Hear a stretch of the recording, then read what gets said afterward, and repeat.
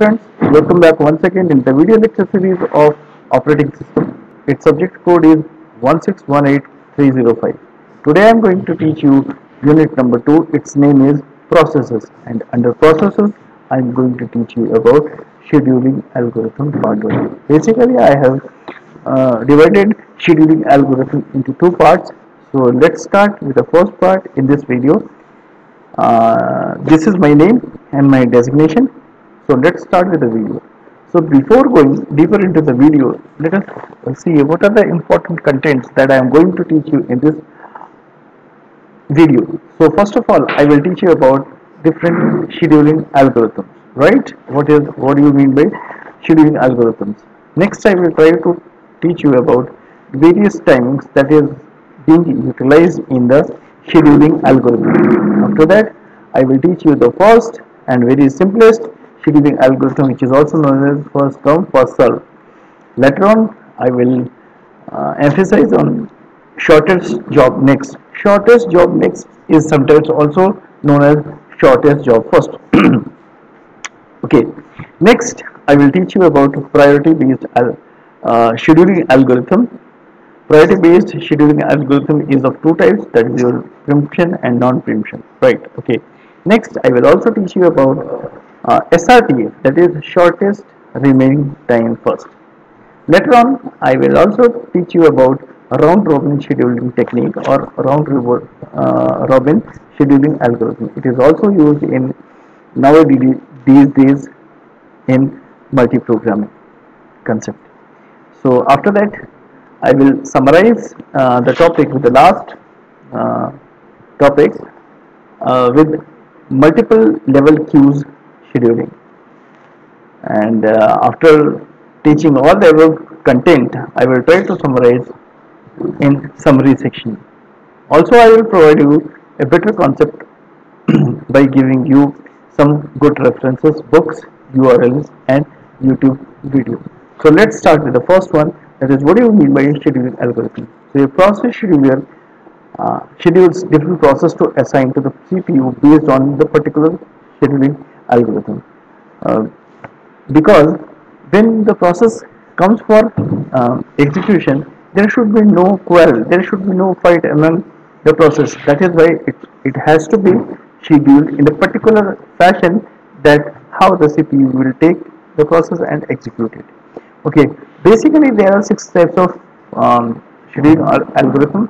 First is your first come first serve scheduling, which is also known as FCFS. Next one is your shortest job next. Shortest job next is also known as shortest job first. Okay. Next is your priority scheduling. Priority scheduling is of two types: preemption and non-preemption. What are preemption, non-preemption, that I will focus later on. Okay. After that, next one is your shortest remaining time first. Right. It is also known as SRTA. Next is your round robin. Round robin is also known as RR schedule, round robin schedule. And after that, multi-level queue schedule. Okay. So some of them are either preemptive and some of them are non-preemptive. Now, what do you mean by non-preemptive and preemptive? So first of all, I would like to introduce the concept of non-preemptive.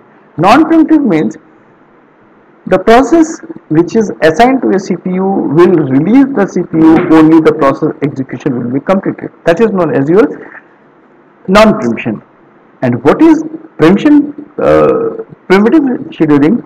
Primitive means if a CPU is executing a process for certain time, and and meanwhile a second process wants to execute, which is having higher priority. So at that time, the earlier process will voluntarily release the resource such as CPU, that is known as your primitive schedule. Okay. So what are the important timings which are discussed in scheduling algorithm? First is your arrival time. What is the arrival time? Time at which the process arrives in the ready queue. That is your arrival time, right? Okay. What is the completion time? Completion time is the time when the process actually complete its execution. What is the burst time? Burst time is the CPU execution time, right? Fine, good. What is turnaround time?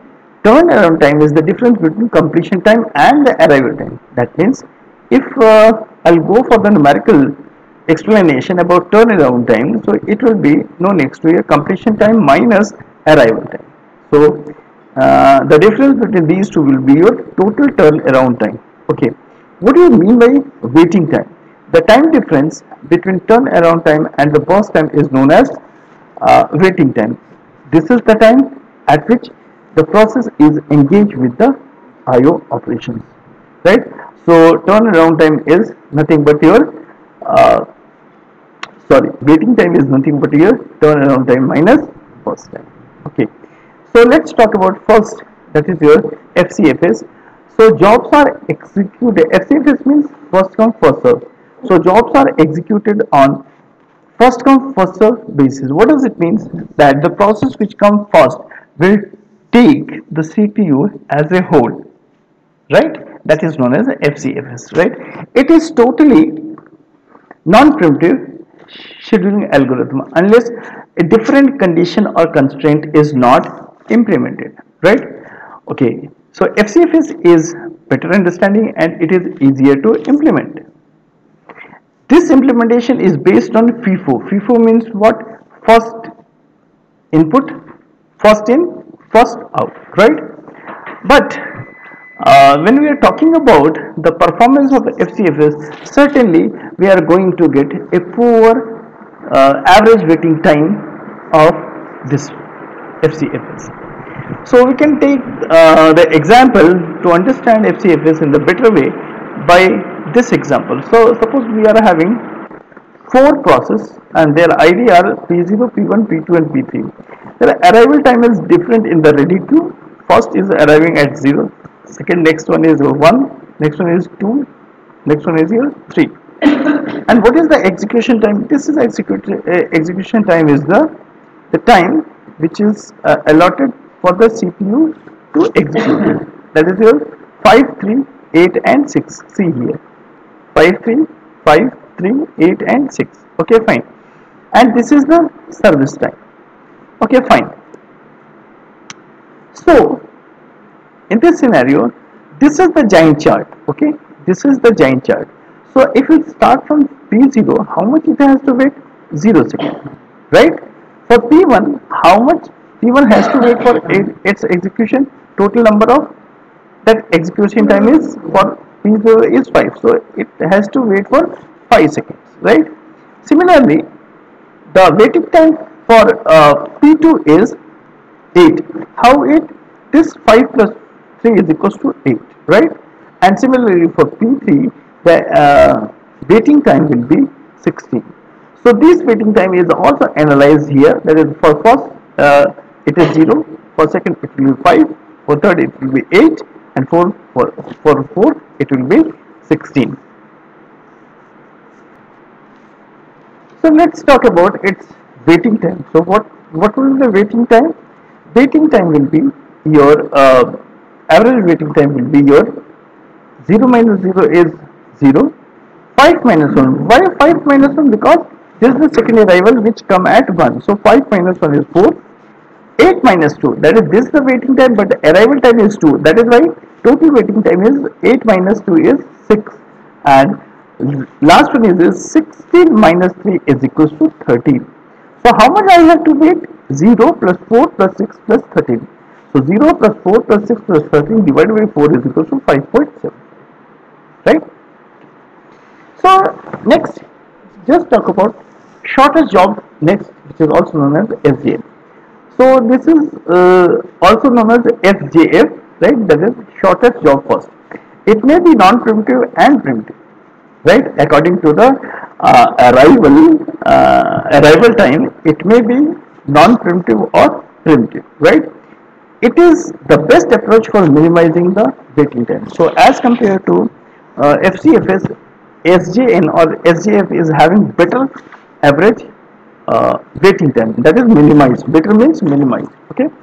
And it is very much easier to implement in batch system, right? Okay, fine. As compared to FCFS, it is impossible to implement in interactive system where the CPU time is not known. This is very very important. We should know. When the CPU time is not predicted, then it is very very difficult to implement it. The process should know in advance how much time process will have to take. That means we should know the processor should know that what is the status of the process and how much time it will take, right? So according to this, these are some given data in front of you. The same thing which are having, that is P0, P1, P2, P3, and we are having 0, 1, 2, 3 is the arrival time, right, which comes at your ready queue. This is the execution time, and this is your service time, right? What is the service time? Service time is the waiting time. That is for the first one, no waiting time will be there. So waiting time will be 0. For second one, 5 will be there because 5 minus 0 is 5. For third one, it will be your 14, and similarly for this one, it will be your 8. It will be depend upon the shortest job first, right? Okay, fine. So what will be its average waiting time? So for first one, it will be 0 minus 0 is 0. Second will be your 5 minus 1 is equals to 4, right? For third, it will be your 14 minus 2. Why it is minus 2? That means it has came at second 0 1 2, right? So 14 minus 2 is 12, and last one is 8 minus 3 is equals to 5. So what is the total average time we will be having? Average total time will be is 0 plus 4 plus 12 plus 5. 0 plus 4 plus 12 plus 5 divided by 4 is equals to 21 by 4. So here we have got 5.25. Earlier I was having 5.75. So better condition that we are having, right? Okay. Next one is your priority based scheduling. Priority based scheduling is also primitive and non-primitive, right? It depends upon the scenario, right? So priority scheduling is non-primitive algorithm and one of the most common scheduling algorithm in batch processing system. So if you are using batch processing system, there the priority scheduling will be totally non-primitive. But if you are implementing priority scheduling in multitasking or multi-programming, it will be your primitive, right? Okay. Each process is assigning its own priorities. That means on the basis of priority, the CPU will take the process for execution. Here CPU and processor is same, right?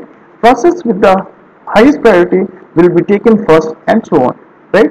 So it depends upon here from this diagram, it depends upon you that whether you are assigning one to highest priority or lowest priority. It depends upon you. But the thing is that the highest priority job will be taken first for execution through CPU, then next lower priority, then lower priority, then next lower priority, and finally the lowest priority job will be handled or executed last, right? Okay. So process with the same priority will become with the FCFS. That is very very important. See, if you are having two priorities which are same, then they will be executed on the basis of FCFS. The priority can be decided on the basis of memory requirement, time requirement, and any other resources requirement. See, priority is having a different criteria, right? So basically, these are the computer hardware on which the priority is being set down, right? So given this is the given table, and through this we can understand the working principle of this priority based scheduling. So here I am having the arrival is 0 1 2 3, right? The execution time is 5 3 8 6.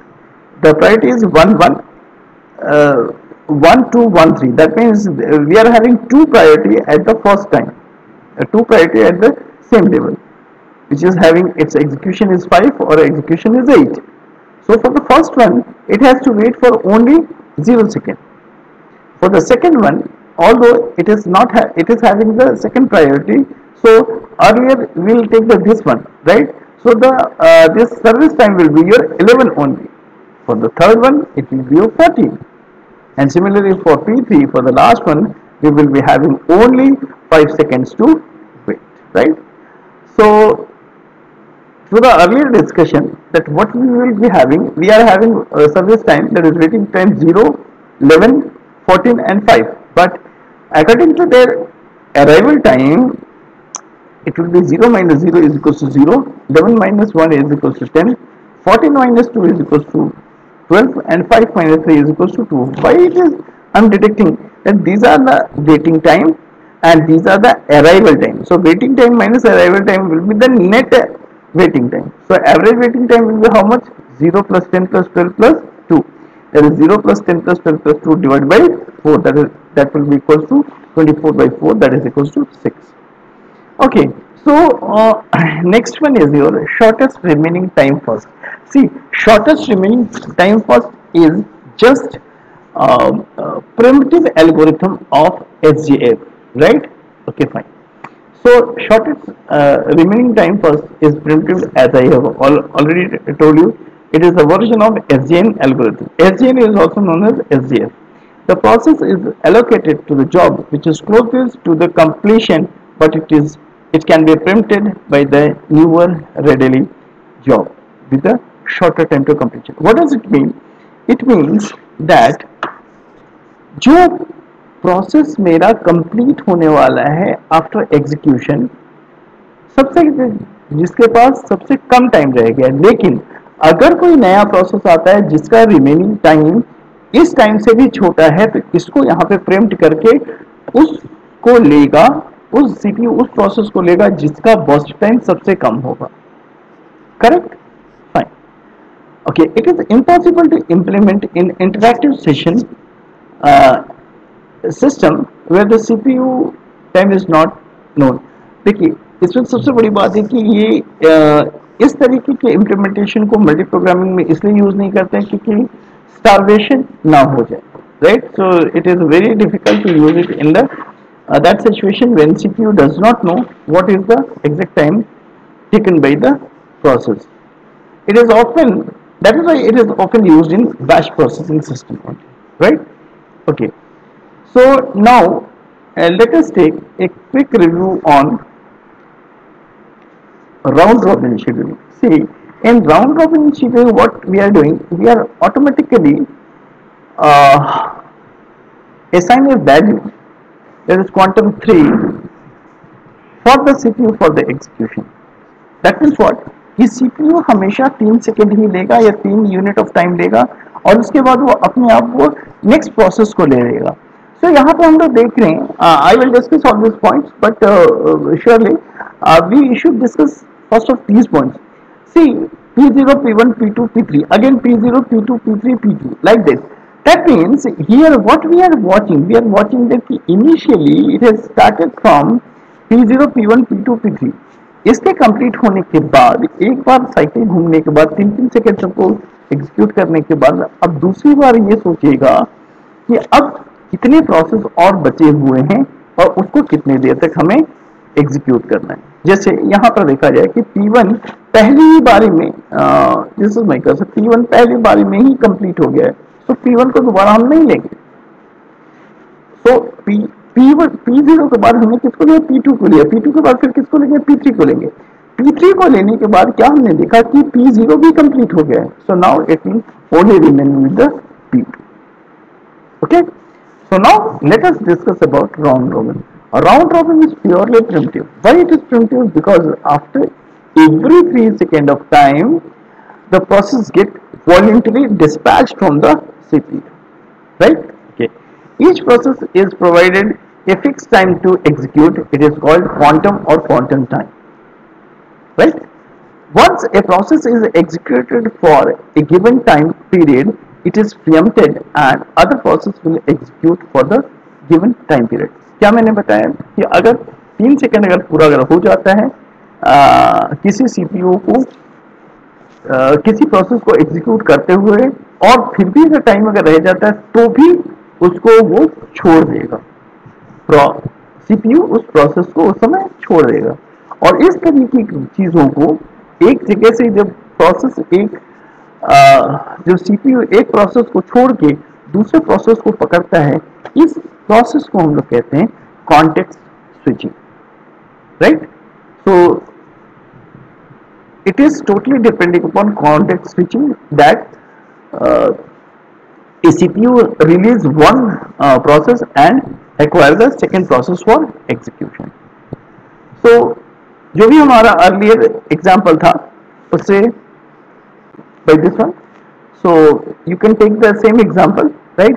So what you will be having, you will be having the average time like this. First of all पहली बार में तो 0 - 0 होगा, दूसरी बार में जो जो P zero जो entertain हुआ है, देखिए पी जीरो यहाँ पे एंटरटेन हुआ है this at this point, right, at this point, right. First 0 - 0 that is waiting time minus arrival time, लेकिन नेक्स्ट क्या है, ये 12 है और ये 14 है, तो क्या होगा देखिए, तो 12 - 3, वाई 12 - 3, बिकॉज नेक्स्ट टाइम उसका जो वेटिंग टाइम है वो 12 है और 3 जो हो गया वो उसका अराइवल टाइम है, right. Okay fine. So total को अगर करेंगे तो here we will get how much, 9, right, right. Next will be your 3 - 1. 3 - 1 is equals to 2, same by applying the giant chart. Okay, you will take this thing, right. After that come for P2. How many times P2 has been taken for execution? 3 times. Let's see from here. First P2 is here when 6 was its waiting time, right, and second P2 when it is having 14 as a waiting time, and third time it is for 20. That is why here we have taken 6 - 2, that is first arrival time, 14 waiting time minus 9, right, and the third time 20 - 17, that means it will total it has to wait for 12 seconds. Similarly for P3 we will need 2 times, right. Let's see again from the giant chart. Okay, this is for P3. First for 9 units it has to wait, and second for 17 units it has to wait, right. And according to its arrival time it will be 9 - 3 plus 17 - 12 equal to 11. So how much total time will be there? 9 plus 2 plus 12 plus 11. 9 plus 2 plus 12 plus 11 divided by 4 is equal to 8.5. Okay, fine. So now let's talk about something about multi-level queue scheduling. Multi-level queue scheduling basically are not independent scheduling; they are depending on something.